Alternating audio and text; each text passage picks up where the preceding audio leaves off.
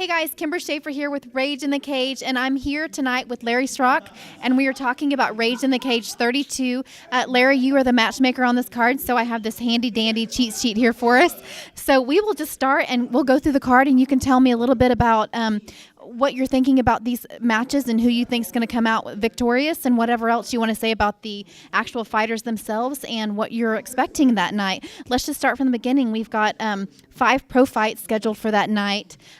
Looks like 170 or 185. We have Franklin Patterson versus Trenton Wilkinson. So tell me a little bit about that fight and what your thoughts are there. This fight was pretty good when they were amateurs. I think they went to decision. Frank won. This one will be at 185. Trenton's got quite a bit bigger since they were amateurs. So Frank trains at a good gym, and Trenton's with some good people. I don't know. It should be, they went to decision before. We should have a good fight. Well, it sounds like it, and of course, this is their second time, so could go any way. Looking forward to seeing that one. Second one to talk about right now is one that was supposed to happen last month, of course, Dustin Freeman versus Marcus Kincaid, and Marcus Kincaid out just a couple of days previous to the fights due to the hand injury and receiving 10 stitches. So to me, this looks like a really good matchup. They look like they're pretty equal as far as talent, and so what are your thoughts on that? Both guys had a pretty good amateur career. They've started a little bit rough as pros, so this one was pretty easy to put together. They're both really similar. Dustin comes to fight. I've trained with Dustin a lot, and I manage Marcus, so I figured because I know both guys that well, I figured it's a pretty good fight. Yeah, I definitely agree, and I mean, both really good guys, and so looking forward to seeing that one. And it's going to be tough to see one of them go out there not winning, but just excited to see them both put their talents to the test. Next, Ricky Campela, of course, versus Marcus Penland. This is a fight that's been in the making for months, and lots of not so good talk and friendly conversations had over the past few months. So tell me a little bit about how you see this one going. The same way that I see a lot of things going.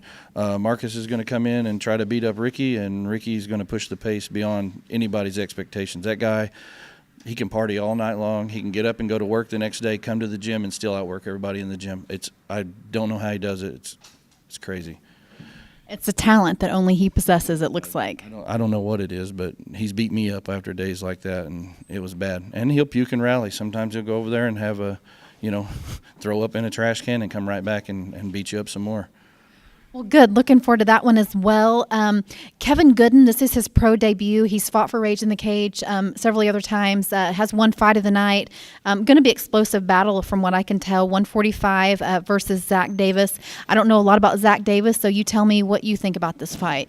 I don't know a whole lot about Zach myself. I do know that he comes from a really good gym. He trains with Derwin Lamb out of Dallas, Texas, at Phalanx. Those guys, every time they show up, they either win or they hurt people trying to win. They're good people. I haven't ever had a bum come from their gym. So, this guy's also a training partner of the guy James Gray that's going to be fighting Lamont too. So I expect both of those fight to be pretty good fights. Well, and Lamont, of course, what we've seen of Lamont the past year has been some pretty quick finishes, but he is coming off of an injury. So, and again, I don't know James Gray very well and don't know his talent. So what do you foresee there? I don't like to make predictions on fights that I'm the matchmaker of. It makes me, if I call it and I call it right, then I look bad. But with Lamont, it's, he's either going to knock the guy out or the other guy's going to do what he does to win. But Lamont's a knockout guy. He's knocked out 20-something people. That's what he does for a living. So they don't call him KO Kid for nothing. Don't blink. Yeah, we've learned that for sure at Rage in the Cage. Don't blink when it comes to Lamont. Let's talk. We've got a couple of ones that aren't matched up, and we're just going to skip over those. Let's talk John Hoffman versus Cheyenne Deathridge. John, of course, this is going to be his debut fight. Cheyenne Deathridge, this will be his second fight. His first fight, of course, he came out really strong, had a really good win in the cage. So what do you see on this one, Larry? I don't know much about John. He told me he wants to fight, and a lot of these amateurs on their debut time, this is what you get out of them. They show up and they surprise you one way or the other. Either the guy can fight or he can't. And if he can't fight, then we know how to match him the next time. And if he can fight, then Ken Coulter was one of those guys. His first time he come out and he beat up a guy that had more fights than him. And I didn't know what to expect from him, but obviously he's he's been training now, but at that time he just training on his own. And we'll see what this kid can offer. I don't know. He could be the next Jackie Chan. We don't know. Well, I do know that he does have an extensive karate background. So I don't know as far as other mixed martial arts, but I know that he has been training since he was really young in karate. So let's move on to the next one. 145, we got Aaron Spidey Webb versus Justin Clayton. Okay. Aaron fought on another one of my cards last month in Lawton, Oklahoma. He came to fight. He looked real good. He won the fight. This is Justin Clayton's first fight, but, he's coming from Enid, Oklahoma. He trains with a guy named Anthony Fee. Anthony's a pretty tough kid, so I'm expecting a good fight out of that one. Aaron's not unblemished. I mean, he doesn't have a perfect record, so it's a good way for this other kid to start out. It should be tough. Both guys are, going to come and fight. And then, next up we've got the 205, Carlos Yanez versus Josh DeLeon. Is that his name? Yeah, Josh DeLeon. Okay. Tell me about this fight. Carlos, we saw fight Jason Baker. Didn't go too long. Jason overwhelmed him. This Josh DeLeon is more of a grinder than Baker, so I expect a better fight. I've seen DeLeon fight. He went to decision with Luke Queen back when they were amateurs for C3. Should be a pretty good fight. This kid is a grinder. He's going to come out and push the fight. And this next fight that we have listed on the card, and we're not necessarily talking order here, guys, of course. Everything's kind of in reverse because we're talking the pros first. But this next fight, just looking at it on paper, it looks like an explosive fight. It's going to be, tell us a little bit about, it's the interim title belt for the 155 amateur title. This is Ken Coulter versus Jose Martinez. Both of them such talented fighters at that weight class, pretty much the top of the weight class as far as in Oklahoma anyways, and probably regionally.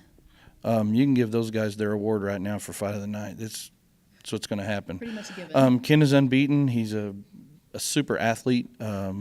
He's not been training as long as Jose. He doesn't have the wrestling background that Jose has, but he's a super athlete. The guy, he doesn't know how to lose. He refuses to lose. He's hungry. He wants to eat, and this is the path to the pros for him. Jose Martinez is more trained to this point. I mean, Ken trains every day, and he works hard, but Jose has been training longer, so he's probably has the better training pedigree. He only has one loss. We got a 6-0 versus a 5-1. I've been asked 2 times to make a pick on this fight, and I wouldn't do it if I had to.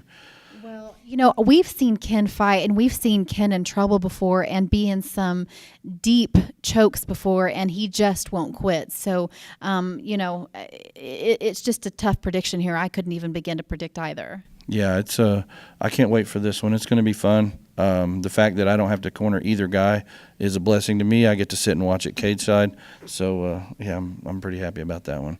Well, that sounds good. Next up, 135, Kunta Kinte Ford, who is here tonight for the interviews, versus Caleb Wheeler, who trains with Art the Shark Parker, actually his brother-in-law. So I don't know. I think this is Caleb's debut fight, so don't know much about his fighting style other than just talking to him on the phone. So tell me what you think about this fight. You got country tough and country dumb, and I can't pick which one is which, but they're gonna have a good fight. Did you just say country dumb? I did. Good. I'm just kidding, guys. Kuna Kinte is one of my favorite people in the world. I always tell him his mama must have loved him to give him that name.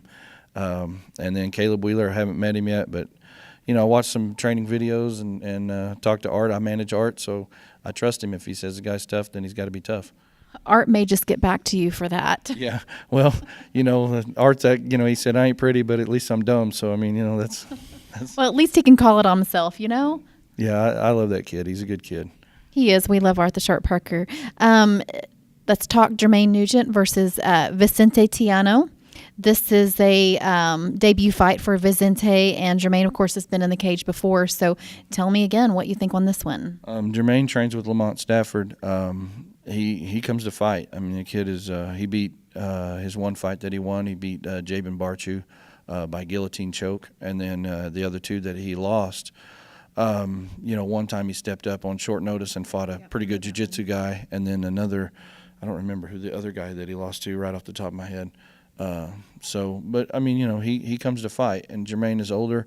We call him Punch, and that's short for one punch because he's that guy that can put you to sleep. So this Vicente guy, he trains it on all. The people out there, they're telling me that he's pretty salty, but he's really green. So we'll have to see. We'll have to see what the night holds for him. Well, sounds good. And then, of course, we've got Sean Bly out of OMA fighting at 155 again versus Ryan Neese out of Norman. So, again, what do you think? I mean, Sean, I know, has a really good jiu-jitsu background training out of OMA. It's a huge jiu-jitsu school. So tell me more about Ryan Neese. I don't know him as well. I think more wrestling background, of course, there. Is that correct? No, this one's really funny. Sean's a pretty good jiu-jitsu guy. He trains at a good gym. I manage one of his coaches, so pretty good guy. And then Ryan Neese is the only guy that I know that comes from a kickboxing school that wins all of his fights by submission. They have jiu-jitsu there, but they're known for their kickboxing. Their coach is a 5-time world champion. They're a kickboxing school, and this kid wins all of his fights by submission. So. It's trickery, I tell you. Everybody goes into that fight thinking opposite, and so he can pull that old. I guess. We're going to see what happens on October 17th with that one. Well, a good fight, of course, looking really good. Next, 170, Christopher Priest versus Alex Dominici. Dominici. Yeah. Whatever that means. Well, I got it wrong a couple times too, but he fought for me on the 27th in Lawton as well. He lost to a tough kid. That one was a good fight. Both of their debut fights. He's a he's a good-looking kid, athletic. He's strong. He's built well. He's a crowd pleaser. He's coming from Wichita Falls. Tolu Agunbiandes, my friend, he trains fighters down there, and this kid he's one of Tolu's guys, and Tolu loves the kid. He said that wasn't his best fight, I promise you. So we're going to see. This Christopher Priest is he's a son of a friend of mine from Amarillo, Texas. And Philip Priest is a tough guy. He's fought for years, and I've never seen the guy quit. And his son's got to be, at least as good as him, I would say. Well, I bet usually better. Usually the kids are better because the adults put all that they know into them. So basically, we've got a few more names here on the card, but not matched up as of now. We're hoping to get some matchups for Jason Baker, of course. I'm sorry. Austin Gunner, Sonny Law, Jeremy Morton. So Jacob Gaither. Yes, that's where I was going with that one. So hoping to get some matchups for them, and of course we'll update you online. Fight cards, usually, they change a little bit here in the last week, so we'll update you on Facebook as soon as we get some of these ones that we don't have matched up. And like us on Facebook if you haven't already done that. Be sure and join us for Rage in the Cage 32 happening on October 17th at the Oakland City Farmers Public Market. Tickets at ticketstorm.com or from any fighter on the card, and doors open at 6:30, fights start at 8. And thank you so much, Larry Srock, for being here for these pre-fight interviews and going through that fight card. All right, thank you. Thank you very much, everyone, for joining us.